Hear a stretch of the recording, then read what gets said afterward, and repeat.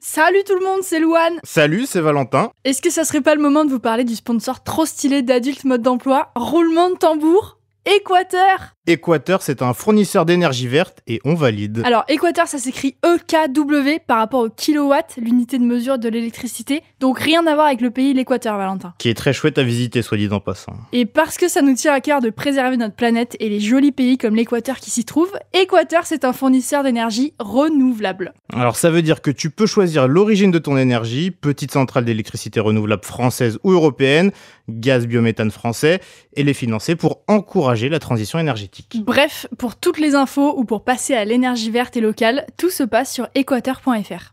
Et changer de fournisseur, c'est gratuit. Et en attendant, c'est parti pour l'épisode. Adulte. Mode d'emploi. Adulte. Difficile, Avec courage. Adulte. Adulte. J'en peux plus de ce mot. Je sais pas comment faire. Ça va le faire. De ouf. Adulte. Mode d'emploi. Oh yeah. Bienvenue dans Adulte Mode d'Emploi, le podcast qui vous file la notice pour entrer dans la vie d'adulte déterminé comme jamais. Bonjour Salut Louane. Valentin. Qu'est-ce que ça raque aujourd'hui? Dans cet épisode, on va vous apprendre à vous faire des contacts. On va parler de réseau dans le monde du travail. Ça permet souvent de s'ouvrir plein d'opportunités de job. On va parler de réseautage en fait, vraiment de chat, de curiosité, Ouais, de verre pris avec des collègues. On Ah va oui. parler de tout ça. exactement. Moi, par exemple, dans le journalisme, le réseau, c'est quand même hyper important. C'était une galère d'ailleurs pour entrer dans ce milieu, parce que moi, j'ai grandi en Seine-et-Marne, mais avec une mère qui avait pas forcément de contact, donc c'était une galère sans nom, parce que les offres de taf sont souvent pas publiées, c'est du bouche à oreille, donc galère. Et comme tout le monde n'est pas comme Louane, qui a genre Barack Obama dans son répertoire, Je peux l'avoir. Je ne l'ai Moi- pas encore, mais à coup de questions, je pourrais avoir le numéro de Barack. t'as Voilà, c'est McFly et tout. Carlito. Jaloux. Tu es jaloux. C'est tout ce que tu es. Voilà. La bonne nouvelle, au moins, c'est que tout le monde a un réseau, même petit, au lycée, à la fac, on a des potes, la famille, des anciens employeurs peut-être. Donc l'objectif, c'est d'agrandir ce réseau petit à petit. Et réseauter, c'est pas forcément évident. Il y en a qui font ça super bien. Pour d'autres, c'est un peu plus compliqué. Alors déjà, moi, j'aimerais dire qu'à la base, je suis hyper timide et qu'il y a encore quelques années, c'était vraiment difficile pour moi d'avoir une simple conversation avec quelqu'un. Mais en fait, le temps fait bien les choses parce que maintenant, je suis très à l'aise dans la plupart des situations sociables. Et je me suis découvert une passion pour me faire du réseau et pour aborder des gens que je connais pas parce que juste je les trouve intéressants. Et du coup, j'ai plein de conseils à vous donner pour vous les timides qui galérez à sociabiliser. On échange avec qui aujourd'hui ? Aujourd'hui, on échange avec Karim qui nous fait le plaisir de revenir parce que il est aussi expert en réseautage. Le mec est là partout. Mais parce Le qu'il mec est à est l'aise expert ici, de quoi. tout en fait. Karim, qui es-tu ? Est-ce que tu peux te représenter s'il te plaît ? Je m'appelle Karim, j'ai 30 ans, je suis le fondateur de l'agence Find Your Way, c'est une agence de conseil RH. J'ai été élu Top Voice par LinkedIn France cette année. C'est sympa comme nom. Hein. En gros, chaque année, LinkedIn France, du coup, élit 10 personnes en France Ok. pour, du coup, leur communication, pour la création de contenu qu'ils font chaque année. Donc, bah là, c'était dans la section emploi carrière. C'est incroyable. Classe. On va aller te follow. Hein. Bah, tu peux follow, mais Bah, follow back déjà. je peux follow back également. Merci. Calme-toi Merci. quand même. Et du coup, est-ce que c'est vrai que tout le monde a un réseau et quels conseils est-ce que tu donnes aux étudiants et étudiantes ou aux gens qui ont l'impression de ne pas en avoir ? Mais déjà, tout le monde a du réseau. Tout le monde a du réseau parce que bah, vous avez, comme tu l'as dit avant, bah, on a de la famille, on a des amis, le boulanger c'est le réseau, enfin tout le monde, tous les gens qu'on connaît en réalité, c'est du réseau. Un des premiers points qu'il faut faire avant de démarrer le réseautage, c'est déjà de se poser sur son projet pro, ok ? Parce que les 3 quarts du temps, les gens partent comme ça en essayant de réseauter, mais si tu sais pas déjà ce que tu veux faire, bah, du coup ça n'a pas trop de sens. Donc déjà on se pose, qu'est-ce que j'ai envie de faire réellement ? Qu'est-ce que j'ai envie de trouver ? Quels sont les points clés là que je cherche à avoir en réseautant ? Et une fois que c'est fait, on va apprendre à pitcher. Parce que c'est pareil, c'est bien de savoir du coup ce que tu veux faire, mais si t'arrives pas à le présenter oralement, on a un problème. Un bon pitch au réseau, c'est un pitch qui dure, une 30aine de secondes. C'est très rapide. C'est en gros, tu m'expliques clairement ce que toi tu fais aujourd'hui, ce que tu aimerais faire pour la suite. Et le dernier point, évidemment, après, c'est vraiment on se lance dans la recherche au réseau. Donc, c'est sortir, parler à des gens, discuter. Trop bien. Moi, je pense que une des règles numéro 1, je vais rebondir sur ce que tu as dit, mais c'est de poser plein de questions et de dire autour de soi qu'est-ce qu'on veut, en fait, vraiment le dire, parce que y a beaucoup de gens qui cachent un peu leur truc, qui disent non, faut pas en parler, faut pas demander et tout, mais moi, je trouve que c'est hyper positif. Peu importe son niveau de réseau, il y a toujours quelqu'un qui connaît quelqu'un, qu'on connaît quelqu'un, qui va nous trouver quelqu'un qui va nous aider, quoi, parce que en vrai, tout le monde se connaît et le monde est vraiment petit. Du coup, voilà, moi, je dirais poser des questions. Moi, c'est comme ça que j'ai eu mon premier stage, vraiment. Une pote de ma mère, Caroline, merci beaucoup. Voilà. Pourquoi c'est important d'avoir un réseau ? On l'a un peu dit, mais est-ce que c'est important pour tous les travails ? C'est important pour tous les métiers. Très souvent, le réseau va nous permettre d'avoir un job qu'on aime plus que si on était passé par une offre d'emploi. Très souvent, c'est aussi plus d'argent. C'est des salaires qui sont supérieurs. Le fait de passer par le réseau, de nous légitimer un peu plus vite aussi, et un peu plus rapidement, un peu plus fort. Et du coup, c'est souvent des jobs qui nous font plus kiffer et en plus sur des salaires qui sont plus élevés. Trop bien. Et du coup, comment on commence à faire du réseau? C'est qui qu'on appelle? Où est-ce qu'on va? Est-ce qu'on va dans une soirée random? Est-ce qu'on va dans les entreprises? Il y a plein de manières en vrai de démarrer le réseau. On a la chance en 2022. Aujourd'hui, tu as plein de plateformes, tu as plein de trucs qui peuvent te permettre de le faire. Je pense par exemple au site Meetup ou Eventbrite sur lequel vous allez trouver plein d'événements en fait. Je sais pas moi, tu vas taper tech dans Paris et tu vas avoir plein d'événements qui sont liés à l'IT. Certains qui sont incubés dans des entreprises, d'autres où c'est juste dans un bar où tu vas retrouver, je sais pas moi, des lead devs, des développeurs informatiques qui vont du coup se retrouver et discuter, échanger autour d'un verre. Donc le seul truc que ça te coûtera, c'est un verre. Trop stylé. Un verre à Paris. Ou une tournée si tu te fais vraiment beaucoup. de monde, quoi. Donc Ouais. 9 euros.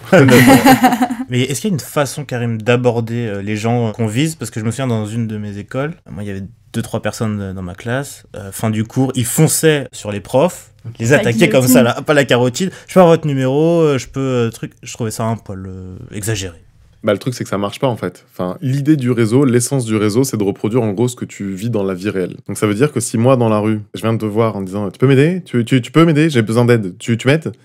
Tu vas pas avoir envie de m'aider. Non, je pars en courant. Tu pars en courant. Alors que dans l'idée, c'est si tu viens me voir dans la vie et que à la place tu me proposes ton aide, tu me proposes peut-être des contacts, tu me proposes peut-être de m'aider sur quelque chose, le jour où toi tu as besoin, je vais avoir beaucoup plus tendance à t'aider. Donc en gros, l'idée du réseau, l'essence du réseau, c'est d'abord de donner avant de recevoir. N'agressez pas les gens. L'erreur principale du réseau, c'est de vouloir réseauter au moment où vous en avez besoin. Le réseau, c'est bien avant. 6 mois, 8 mois avant la recherche d'emploi. On discute avec des gens, on garde du coup les contacts au chaud.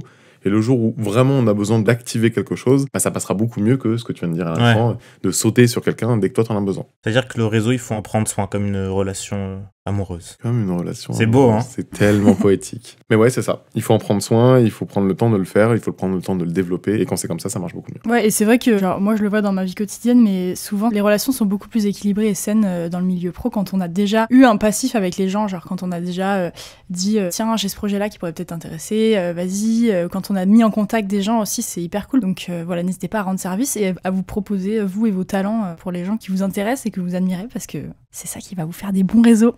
Ouais, justement, comment on les entretient concrètement, ces liens avec son réseau? On souhaite bonne année Ouais, je pense qu'il y a des moments clés un peu de l'année sur lesquels tu peux envoyer un petit message. Je sais pas, moi, comme tu as dit, la bonne année, ça peut être sur des événements ou des dates un peu clés que toi, tu as retenues par rapport au secteur dans lequel la personne elle est. C'est prendre des nouvelles aussi de temps en temps. C'est je vois que vous avez sorti un nouveau service il y a tant de temps, comment ça marche. Prendre un peu des nouvelles globalement. Et si effectivement tu fais ça sur la durée, en général, tu réussis vraiment à consolider ton réseau et ça marche. Je pense qu'il faut le faire régulièrement, déjà, que ce soit désintéressé, apporter peut-être toi aussi de la valeur. Tiens, j'ai vu tel article sur tel sujet, je pense que ça devrait t'intéresser parce que t'es dedans aussi. Et essayer vraiment de te projeter pour la personne à qui tu contactes et pas juste le contacter pour toi. Et après, je trouve que les réseaux sociaux, c'est aussi cool. Moi, je dis ça parce que je suis dans les réseaux sociaux et c'est mon boulot. Donc, du coup, il y a beaucoup des gens de mon réseau qui me suivent et que je suis et vice-versa et tout. Et je sais pas si c'est le cas pour tous les domaines, mais en tout cas, c'est vrai que les réseaux, ça crée vraiment une proximité avec les gens. Qu'est-ce que t'en penses, toi? Est-ce que c'est bien ou c'est trop perso, les réseaux sociaux, pour faire du réseau? Les réseaux sociaux, c'est le feu. Faut juste savoir bien s'en servir. Moi, je suis très, très présent sur LinkedIn et j'interviens beaucoup auprès des étudiants sur ce réseau social-là, qui a un réseau en vrai qui est blindé d'opportunités. C'est juste dingue.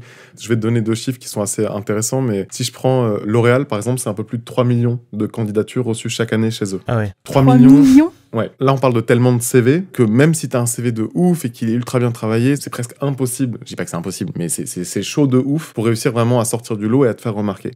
Alors que du coup, si t'es performant sur les réseaux sociaux comme par exemple LinkedIn, tu peux du coup contacter, je sais pas moi, le directeur produit de chez eux, qui doit être particulièrement sollicité, mais si tu le fais d'une manière un peu intelligente, ça peut parfois fonctionner. Je pense que c'est un réseau social dans lequel tu peux plus facilement contacter des gens, essayer d'être un peu stratège, créer du contenu, essayer de te rendre visible, commenter des publications. Et si tu te fais une petite routine un peu sympa, ne serait-ce que 15 ou 20 minutes par jour, je pense qu'en vrai, tu peux te trouver plein d'opportunités sur le réseau social. 15 minutes de LinkedIn. Ouais. En général, c'est du yoga, mais toi, c'est LinkedIn, quoi. Moi, perso, c'est LinkedIn. Ouais. Toi, t'es fan de LinkedIn. T'as combien d'abonnés déjà? Un peu moins de 40 000. Ah ouais. Incroyable. Moi, j'ai jamais ouvert LinkedIn. Est-ce que tu peux me donner des conseils à moi et à quelqu'un qui n'aurait jamais ouvert LinkedIn? À quoi ça sert? Qu'est-ce que c'est pour moi? À quoi C'est ça vraiment sert? un truc À qui de ça vieux, sert, genre. quoi. Mais en fait, c'est comme pour le réseau, c'est le même principe. C'est d'abord, premier truc, tu fais un profil de ouf. En gros, c'est CV, mais version améliorée. Plus d'infos, plus de détails. Une petite bannière un peu sympa, un peu esthétique, une photo de profil qui correspond à celle du CV. On fait attention à son personal branding pour que le tout soit très homogène, très cohérent. Personal Personal branding, branding, ouais. définition. Ton image de marque en tant Ok, que candidat. ok génial. Donc c'est pour ça, même photo CV que sur LinkedIn, comme ça je suis sûr que c'est toi et pas quelqu'un d'autre. Et on travaille vraiment son profil, on fait attention au référencement, aux mots-clés. Plus du coup vous travaillez bien votre profil, plus moi en tant que recruteur je peux vous trouver rapidement. Mhm. Ça reste quand même une CV Tech qui est très consultée par le recruteur. Quand Mhm. on cherche un candidat, on va d'abord chercher sur LinkedIn. Ok. Donc le but c'est d'avoir un profil un peu stylé, puis une fois que c'est fait, là on peut commencer à faire quelques prises de contact un peu sympas. C'est-à-dire que tout le monde a besoin d'aide sur LinkedIn pour tous les métiers? Non, ça veut dire que alors évidemment il y a des métiers où on s'en fout Ouais. de ouf, hein, ça change rien. Mais là si je prends tous les métiers, je sais pas moi, liés au commerce, au market, aux produits, à l'IT, à l'aéronautique, à l'automobile. Enfin, il y a quand même beaucoup de métiers aujourd'hui où avoir un profil LinkedIn, c'est quand même clairement un plus. Et pour tous les autres métiers, justement, parce qu'il y en a beaucoup aussi, qu'est-ce que tu leur conseilles? Moi, je leur conseille plus du coup de faire du réseau plus concret. C'est-à-dire pas forcément du réseau social, bien que en vrai, si j'ai très envie de bosser en market, en com, je trouve ça très cool d'avoir un Insta, par exemple. Donc peut-être d'aller sur d'autres réseaux sociaux. LinkedIn, c'est cool, mais c'est pas là qu'il y a tout non plus. Et sinon, ouais, on peut faire du réseau plus concret. Il y a plein de plateformes qui sont faites pour. Je pense par exemple à, si vous avez envie de jouer un peu, on peut aller sur Shapper. C'est Tinder, mais version emploi. Donc Ah, pareil, ouais. tu swipes à gauche ou à droite en fonction de si tu as envie de rencontrer la Ah personne ouais. en face de Putain, toi. c'est Ouais. fou. Tiens donc. Pour tous ceux qui ont l'habitude de swiper, c'est pareil, même chose, Trop bien. version pro quoi.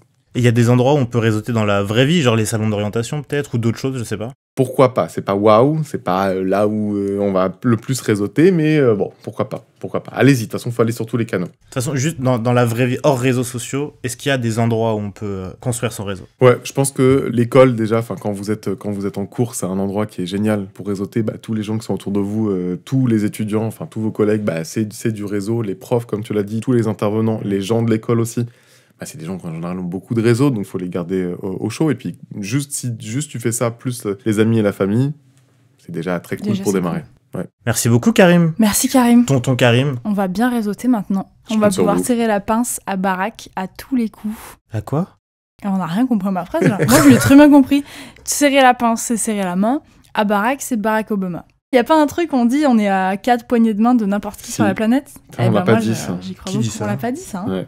Moi j'y crois de ouf. Tu y crois Karim? Ouais. Parce qu'en fait, tu te rends compte que c'est 4 rebonds. C'est-à-dire que, par exemple, je connais Valentin, qui connaît Louane, qui connaît Barack Obama. Et oui, Par voilà, exemple, on tu a vois. des... Moi, je crois vachement au réseau. Et je crois vachement au réseau pour vraiment trouver un job que tu kiffes. C'est ça la différence. Pour réseauter, Louane, 3 points à retenir. On prend le temps, on s'intéresse aux gens à qui on parle et on attend de voir ce qu'on pourra s'apporter mutuellement. Ouais, on se décourage pas, comme d'habitude. Ouais. On reste motivé. L'objectif, on va pas trouver un travail directement. L'objectif, c'est vraiment de créer des relations plutôt solides pour que les gens pensent à nous quand ils ont... On rend des services, on pense à qui pourrait bien s'entendre avec qui, à quel projet pourrait être alimenté par quelle personne. Bref, on pense un peu smart en se disant qu'est-ce que je vais pouvoir apporter dans mon réseau, quoi. Et on envoie des petits messages relativement On régulièrement. prend des nouvelles, on est présent, quoi. On est présent de loin, mais on est présent quand même. Voilà, force à tout le monde pour construire votre réseau. Merci Louane. Merci Valentin. Merci Karim. Karim Merci, qui les l'a amis. depuis genre 10 ans. Et on se retrouve comme d'habitude sur les réseaux sociaux. Ouais, on se retrouve sur les réseaux sociaux de Nouvelles Écoutes. Moi, c'est le One Man Show et Valentin, c'est Nato81 si vous voulez nous suivre pour plus de fame. Salut tout le monde. Salut Merci, les les presque amis. adultes. Adulte Mode d'Emploi est un podcast de Nouvelles Écoutes. Écrit et animé par nous, Louane et Valentin. La production et la coordination, c'est Mathilde Jonin et Cassandra de Carvalho. Direction artistique Aurore Mailleux. Réalisation Marion Gourdon. Enregistrement, montage et mixage par Constant et Robin au studio Caleçon.